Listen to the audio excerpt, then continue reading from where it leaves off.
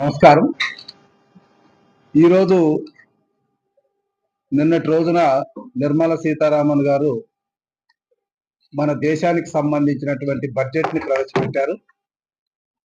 ఆ బడ్జెట్ ఎలా ఉంది అంటే, కేంద్రంలో మన గౌరవ ప్రధాని గారు ఏదైతే ఆశిస్తున్నారో వికసిత్ భారత్, అదేవిధంగా మన గౌరవ ముఖ్యమంత్రి గారు చంద్రబాబు నాయుడు గారు ఏదైతే ఆశిస్తున్నారో తన విజన్లో భాగంగా 2047 స్వర్ణాంధ్ర, ఈ రెండింటిని కలిపేటటువంటి ఒక బ్రిడ్జిగా ఉంది, ఒక వారధిగా ఉంది.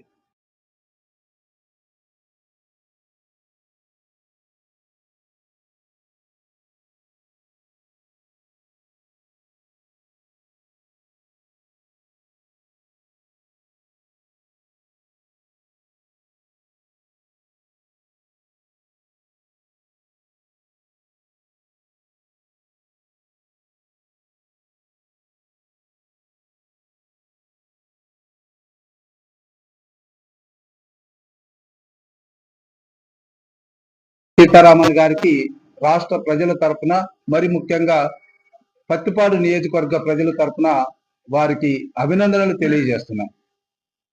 ఈ బడ్జెట్లో ఒక్కసారి చూసినట్లయితే రాష్ట్రాల యొక్క ఆకాంక్షల్ని దృష్టిలో పెట్టుకునే కేంద్రం బడ్జెట్ని ప్రతిపాదిస్తుందన్నటువంటి విషయము అందరికి తెలుసు.